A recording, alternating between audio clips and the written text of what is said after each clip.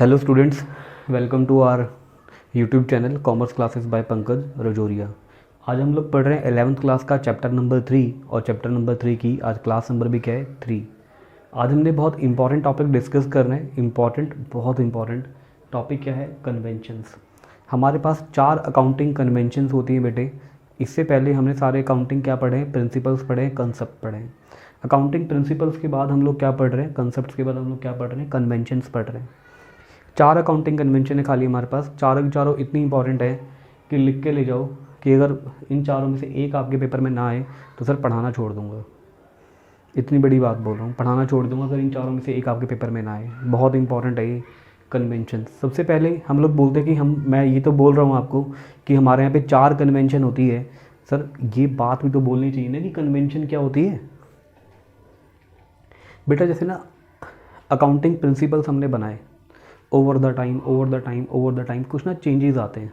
Accounting principles में क्या आते हैं? कुछ ना कुछ चेंजेस आते हैं। क्या करने के लिए? अकाउंटिंग इन्फॉर्मेशन को बेटर बनाने के लिए। तो हम लोग अकाउंटिंग प्रिंसिपल्स को as a passage of time change बाद उनको बेटर बनाने के लिए जो हम नई चीज़ें क्रिएट कर रहे हैं ना, उनको हम बोलते हैं अकाउंटिंग कन्वेंशंस। उनको हम क्या बोल रहे हैं? Accounting convention. ये पीरियड ऑफ टाइम से क्रिएट हुई है। किसके बाद? पहले प्रिंसिपल थे, पीरियड ऑफ टाइम हमने इनको यूज़ किया। यूज़ करते करते हमें पता लगा कि यार इसमें ना ये चेंज कर लेते हैं और बेटर हो जाएगा, ये चेंज कर लेते हैं और बेटर हो जाएगा, ये चेंज कर लेते हैं और बेटर हो जाएगा। उसके आउटकम से क्या बनी? अकाउंटिंग कन्वेंशन बनी। क्लियर है? अकाउंटिंग कन्वेंशन समझ में आती है आपको बात? अकाउंटिंग कन्वेंशन समझ में आने के बाद हम लोग पढ़ते हैं 4 हमारे पास अकाउंटिंग कन्वेंशन है। पहली अकाउंटिंग कन्वेंशन क्या है बेटा मेरे पास? पहली अकाउंटिंग कन्वेंशन है फुल डिस्क्लोजर। सर नाम से ही पता लग जाता है कि इसका मीनिंग क्या होने वाला है।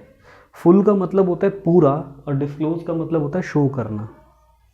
तो ये क्या कहता है? कहता है बिजनेस की जितनी भी ट्रांजैक्शंस हैं, सर आप किसी भी ट्रांजैक्शन को छुपाओगे नहीं, सारी ट्रांजैक्शन को शो करोगे। आपकी पैसे से रिलेटेड जितनी भी ट्रांजैक्शन है, बिजनेस की पैसे से रिलेटेड जितनी भी ट्रांजैक्शन है, सारी की सारी ट्रांजैक्शन को फाइनेंशियल स्टेटमेंट में शो करना जरूरी है। और शो भी ऐसे करनी है कि वो समझ में आ जाए। ठीक है जी, मैं एक बार दोबारा बोलूँ हिंदी में। मैंने बोला बिजनेस की पैसे से रिलेटेड जितनी भी ट्रांजैक्शंस हैं सबको रिपोर्ट करना जरूरी है। कहाँ पर? फाइनेंशियल स्टेटमेंट के अंदर। और किस तरीके से? ताकि वो समझ में आ जाए। इतनी बात बोलता है खाली फुल डिस्क्लोजर, और कोई बात नहीं बोलता। तो फुल डिस्क्लोजर ने क्या बोला देखते हैं। ऑल द सिग्निफिकेंट इंफॉर्मेशन, सारी जो जरूरी सूचनाएं हैं, which is related to the economic affair. Economic affair का मतलब बेटा पैसे से रिलेटेड है। यहाँ पे इकोनॉमिक का मतलब क्या है? पैसे से रिलेटेड। पैसे से रिलेटेड जितनी भी इंफॉर्मेशन है बिजनेस की, एंटिटी मतलब यहाँ पे बिजनेस है, should be reported in the financial statement. उसको फाइनेंशियल स्टेटमेंट में रिपोर्ट करना चाहिए इन एन अंडरस्टैंडेबल मैनर। सर इस तरीके से कि वो समझ में आ जाए। आई थिंक आपको समझ में आ गया होगा फुल डिस्क्लोजर। ठीक है, तो कई बच्चों को तो लर्न भी होता है साफ साफ। कहते हैं सर हमें लर्न हो गया। सुन लो ना, आप सुनो। All the significant information which is related to the economic affair of the entity should be reported in the financial statement in an understandable manner. मुझे भी याद हो गया है ना, तुम्हें भी याद हो जाएगा। चलते नेक्स्ट क्या है? मटीरियलिटी।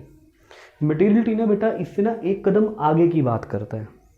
इससे क्या करता है? एक कदम आगे की बात करता है। ये क्या कहता है? ये कहता है सभी फाइनेंशियल स्टेटमेंट को, सभी ट्रांजैक्शंस को फाइनेंशियल स्टेटमेंट में शो करना है। मटीरियलिटी कहता है सभी फाइनेंशियल ट्रांजैक्शंस को शो करना है, पर on the basis of its materiality. एक लाइन चेंज कर दी खाली। ऊपर वाला क्या करे? सारी फाइनेंशियल ट्रांजैक्शन को फाइनेंशियल स्टेटमेंट में शो करना है। सारी पैसे से रिलेटेड जो भी ट्रांजैक्शन है उन्हें फाइनेंशियल स्टेटमेंट में क्या करना है? रिपोर्ट करना है। ऊपर वाला खाली इतना बोल रहा है। नीचे वाला क्या बोल रहा है? नीचे वाला बोल रहा है सारी फाइनेंशियल ट्रांजैक्शन को फाइनेंशियल स्टेटमेंट में रिपोर्ट करना है, but on the basis of its materiality. उसकी मटीरियलिटी के बेस पे। मटीरियलिटी का मतलब है पे उसकी इंपॉर्टेंस के बेस पे। किसके बेस पे? उसकी इंपॉर्टेंस के बेस पे। अब हम लोग बोलते कि कैसे पता लगेगा कि ये ट्रांजैक्शन मटेरियल है कि ये ट्रांजैक्शन मटेरियल नहीं है। हाउ, कैसे पता लगाएंगे हम लोग भाई? हमें तो नहीं पता लगेगा कि मटेरियल है। आपने तो बोल दिया भाई ट्रांजेक्शन्स को तो रिपोर्ट कर रहा है, मटेरियलिटी के हिसाब से रिपोर्ट कर दियो। अब पता लगना चाहिए कि मटेरियल कौन सी नहीं है। तो हमने कहा भाई मटेरियलिटी को पता लगाना बड़ा आसान है। अगर तेरी ट्रांजेक्शन ऐसी है जो यूजर के डिसीजन को चेंज कर सके, तो तेरी इंफॉर्मेशन मटेरियल है। तेरी इंफॉर्मेशन क्या है? मटेरियल है। ऐसी कोई इंफॉर्मेशन जिसको सुनने के बाद कोई शेयर होल्डर आपकी कंपनी का शेयर बेच के चला जाए, सर उसके डिसीजन पे इम्पैक्ट बढ़ रहा है ना, तो वो इन्फॉर्मेशन मटेरियल है। तो सारी की सारी जो इन्फॉर्मेशन है ना, वो किसके बेस पे रिपोर्ट की जाती है? मटेरियलिटी के बेस पे शो की जाती है। और मटेरियल आइटम वो होता है बेटा जो यूजर के डिसीजन को चेंज कर सके। अकाउंटिंग के यूजर्स कौन होते हैं? अकाउंटिंग के यूजर्स होते हैं जैसे शेयर होल्डर्स हैं, मालिक है, ये सब होते हैं। तो अगर आपके मालिक का डिसीजन चेंज हो जाए ऐसे किसी इन्फॉर्मेशन से, तो उस इन्फॉर्मेशन को हम लोग बोलेंगे ये इन्फॉर्मेशन मटेरियल इन्फॉर्मेशन है। और जो मटेरियल इन्फॉर्मेशन है वो फाइनेंशियल स्टेटमेंट में अपनी मटेरियलिटी के अकॉर्डिंगली ही शो की जाएगी। पढ़े जी? तो क्या कहते हैं materiality? A transaction should be reported in the financial statement. जो ट्रांजैक्शन है वो रिपोर्ट की जाएगी फाइनेंशियल स्टेटमेंट के अंदर on the basis of its materiality. किसके बेस पे? उसकी मटेरियलिटी के बेस पे। एन आइटम इज मटेरियल, एक आइटम जो है वो मटेरियल होगा कब? If it can influence the decision of the user, अगर वो यूजर के डिसीजन को चेंज कर सकता है तो, इन्फ्लुएंस कर सकता है तो आई थिंक आपको ये दोनों के दोनों बढ़िया तरीके से समझ में आ गए होंगे, फुल डिस्क्लोजर भी और मटेरियलिटी भी। तो हम लोग पढ़ते हैं बेटा इसके आगे का पोर्शन। 2 कन्वेंशन हमारे को और पढ़नी है, आगे चलते हैं। थर्ड कन्वेंशन है बेटा हमारे पास कंसिस्टेंसी कन्वेंशन। बहुत इंपॉर्टेंट है, बहुत बार पेपर में पूछी गई है, रियल लाइफ में भी बहुत इंपॉर्टेंट है। कंसिस्टेंट का मतलब होता क्या है? कंसिस्टेंट का मतलब समझो, कन्वेंशन अपने आप समझ में आ जाएगी। कंसिस्टेंट का मतलब होता है एक ही चीज़ पे टिके रहना। अगर आप एक ही बात पे टिके हो ना तो इसका मतलब है आप कंसिस्टेंट हो। हम लोग बोलते हैं ना, कई लोग तू कंसिस्टेंट नहीं है यार, तू एक चीज़ पे नहीं टिकता। समझ में आई बात? तो कंसिस्टेंसी का मतलब क्या है? तो थर्ड कंसिस्टेंसी कन्वेंशन पढ़ रहे हैं बेटा हम लोग। कंसिस्टेंसी कन्वेंशन क्या कहती है? कंसिस्टेंसी कन्वेंशन ये कहती है बेटा कि एक चीज़ पे टिके रहना। कंसिस्टेंट का मीनिंग समझना है। कंसिस्टेंट का मीनिंग समझ में आएगा ना तो कन्वेंशन ये पूरी अपने आप समझ में आ जाएगी। कंसिस्टेंट का मतलब क्या होता है? कंसिस्टेंट का मतलब होता है एक चीज़ पे टिके रहना। हम लोग बोलते हैं ना, कई आदमी अपनी एक बात पे टिके रहते हैं, हम लोग बोलते हैं बड़ा कंसिस्टेंट आदमी भाई वो एक चीज़ पे टिके रहता है। समझ में आ रही बात? तो कंसिस्टेंट का मतलब क्या है हमारे अकाउंटिंग के पॉइंट ऑफ व्यू से, वो मैं आपको बताता हूँ। कई बार क्या होगा कि ना आपके पास एक ही चीज़ को कैलकुलेट करने के 2 मेथड्स आ जाएंगे। एक मेथड ए है, एक मेथड बी है। गवर्नमेंट ने दोनों को वैलिड बोला, गवर्नमेंट ने बोला भैया ए भी ठीक है बी भी ठीक है, आप दोनों में से जो मर्जी अडॉप्ट कर लो। तो हम लोग बोलते हैं भैया आप देख लो आपको कौन सबसे ज़्यादा सूटेबल लगता है। अपनी सूटेबिलिटी चेक कर लो कि आपके लिए मेथड ए सूटेबल है कि मेथड बी सूटेबल है। अगर आपको ए सूटेबल है ना तो आप ए को पिकअप कर लो, फिर आपको ईयर आफ्टर ईयर वही अप्लाई करना पड़ेगा, चेंज नहीं करोगे आप उसे। समझ में आ रही बात? अगर आपने ए अप्लाई कर लिया तो आप ए ही फॉलो करोगे, फिर ये नहीं है कि इस साल ए लगा लिया अगले साल बी लगा लिया, फिर सी, फिर कोई और मेथड समझ में आया फिर वो लगा लिया ना। इसका मतलब क्या है? अपने मेथड्स पे टिके रहना। देखते कंसिस्टेंसी कन्वेंशन क्या कहती है। Accounting practices once selected and adopted. अगर आपने अकाउंटिंग प्रैक्टिसेस को, प्रैक्टिसेस का मतलब है यहाँ पे मेथड, वंस आपने एक बार सिलेक्ट करके अडॉप्ट कर लिए, शुड बी अप्लाइड, फिर आपको अप्लाइड करनी है ईयर आफ्टर ईयर। आपने ईयर आफ्टर ईयर उसी को अप्लाई करना है। समझ में आई बात? Accounting practices one selected and adopted. अब अगर आपने एक बार किसी भी अकाउंटिंग मेथड को सिलेक्ट करके अडॉप्ट कर लिया तो वही अप्लाई करना है आपको ईयर आफ्टर ईयर। बस इतनी सी बात बोलता है। मैंने एग्जांपल के लिए लिखा है आपके लिए कि जैसे ना डेप्रिसिएशन हमें लगाना होता है। डेप्रिसिएशन पता है ना आप लोगों को? डेप्रिसिएशन क्या होता है? जैसे मेरे पास एक मोबाइल फ़ोन है, वो मैंने 10,000 का ख़रीदा, तो यूज़ करने से उसकी वैल्यू में क्या आती है? दिन पे दिन कमी आती है। तो 10,000 का मोबाइल फ़ोन आज मेरे लिए बचा 9,000 रुपये का, यूज़ किया उसकी वैल्यू में कुछ कमी आ गई, 1,000 जो उसकी वैल्यू कम हुई है वो है डेप्रिसिएशन। अब डेप्रिसिएशन को कैलकुलेट करने के हमारे यहाँ पे 2 मेथड्स होते हैं। हमें मिला है एक स्ट्रेट लाइन मेथड, इसको हम लोग बोलते हैं SLM मेथड, एक है रिटर्न डाउन वैल्यू मेथड, इसको हम शॉर्ट फॉर्म में क्या बोलते हैं, WDV मेथड। तो चाहे आप SLM फॉलो करो चाहे आप WDV फॉलो करो, लेकिन एक बार आपने जो फॉलो कर लिया फिर आपने वही अप्लाई करना है। समझ में आती है बात? क्या कहते हैं कंसिस्टेंसी कन्वेंशन। क्लियर है जी?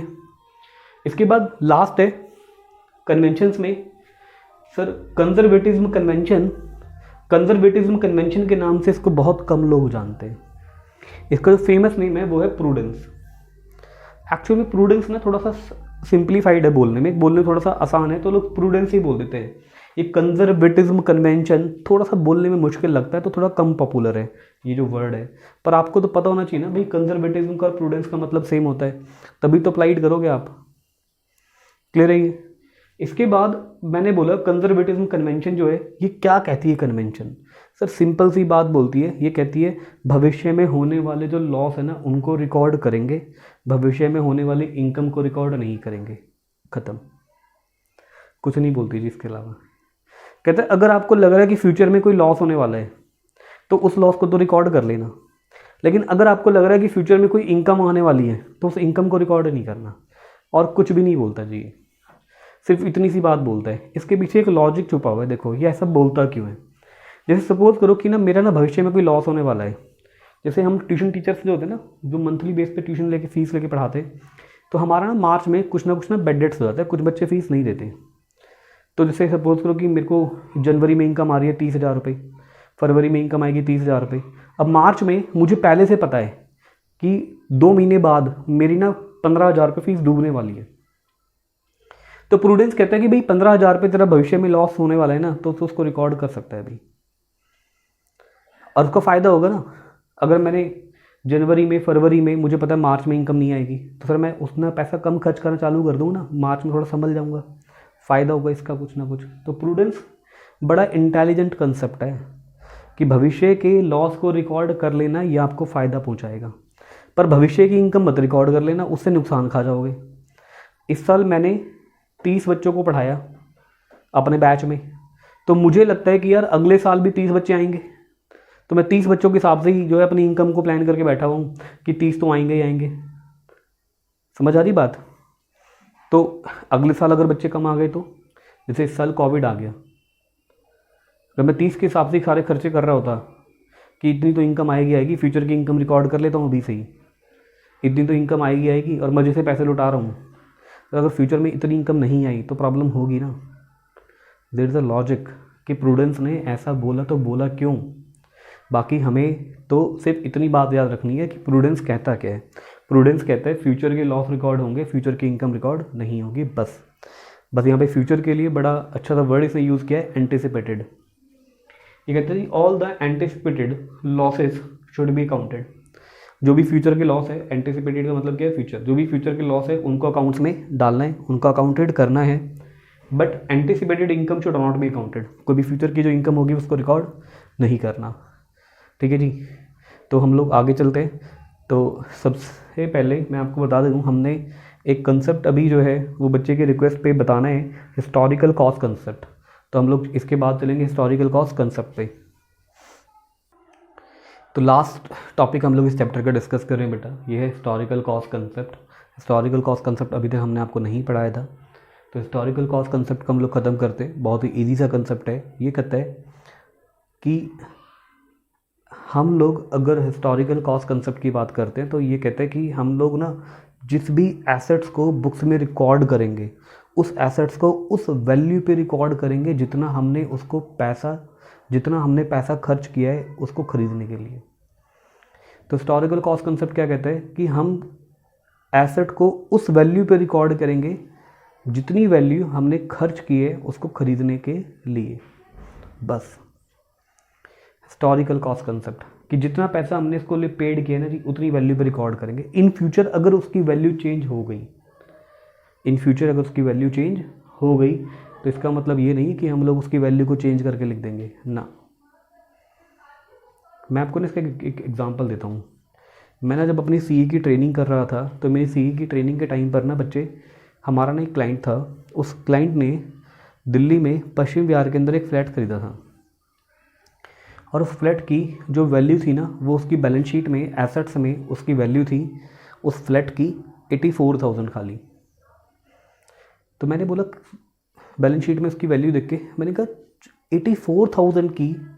84,000 का फ्लैट, वो भी पश्चिम बिहार से पॉश एरिया में। मैंने कहा हाउ इट इज़ पॉसिबल, ये कैसे पॉसिबल है। तो मैंने उसको बुलाया उस क्लाइंट को जिस दिन वो आए हुए थे, तो मैंने उससे पूछ लिया। मैंने बोला कि भैया 84,000 की बिल्डिंग कहाँ से मिल गई आपको। बोला भाई ये बहुत पुरानी है। कह रहे हमने 1972 में लिया था। तो 1972 में उसने उस फ्लैट के लिए कितना पैसा पेड किया था, 84,000। हिस्टोरिकल कॉस्ट कंसेप्ट, हिस्ट्री है उसकी कॉस्ट में एक, ठीक है जी। जितनी वैल्यू पेड की थी उसकी वैल्यू आज उतनी ही है। क्लियर है। इसका हम लोग बोलते हैं क्या, हिस्टोरिकल कॉस्ट कंसेप्ट। बस खाली उस एसेट पे डेप्रिसिएशन लगता रहता है उसके अकॉर्डिंगली। वो 84,000 से हर साल जितनी जितनी उसकी बिल्डिंग की वैल्यू कम हो रही है उतना कम करते करते दिखाते हुए आ रहे हैं। तो उसकी बिल्डिंग की value I think last time जब मैंने उसके अकाउंट्स लिखे थे तो 60,000 के आसपास थी। अब हिस्टोरिकल कॉस्ट कंसेप्ट क्या कहता है आप खुद समझ लो। इसीलिए हिस्टोरिकल कॉस्ट कंसेप्ट को ना कई जगह दुत्कारा भी गया कि ये कंसेप्ट गलत है, ये एसेट्स की सही वैल्यू नहीं बताता, ये हमारी अकाउंटिंग को ख़राब करता है। IFRS आप आगे बढ़ेंगे इसके बाद नेक्स्ट क्लास के अंदर, जो इंटरनेशनल अकाउंटिंग स्टैंडर्ड्स हैं, इंड AS है, वो लोग हिस्टोरिकल कॉस्ट कंसेप्ट को फॉलो करने से मना कर देते हैं। इंडिया के जो अकाउंटिंग स्टैंडर्ड हैं जिनको हम खाली अकाउंटिंग स्टैंडर्ड बोलते हैं, अकाउंटिंग स्टैंडर्ड में तो हिस्टोरिकल कॉस्ट कंसेप्ट लगता है, पर इंड AS और IFRS के अंदर ये नहीं फॉलो होता।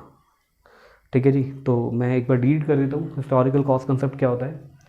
तो assets are recorded into the book of accounts, जब हम एसेट्स को बुक्स में रिकॉर्ड करते हैं, at the price paid to purchase it, जितना प्राइस हमने पेड किया इसको परचेज करने के लिए उसी वैल्यू पे रिकॉर्ड करते हैं। And it is the basis of the all subsequent asset, बाकी सारी सब्सिक्वेंट एसेट के लिए भी यही बेसिस रहता है। क्लियर है जी। तो हम लोग ख़त्म करते हैं आज की क्लास। अगर आपको आज की क्लास में सारे टॉपिक अच्छे से समझ में आए हैं तो बेटा मैं दोबारा आपको बोलूँगा लाइक करें, सब्सक्राइब करें, शेयर करें और जाते जाते बेल आइकन को प्रेस कर देना अगर आपने अभी तक नहीं किया है तो ओके, गुड बाय।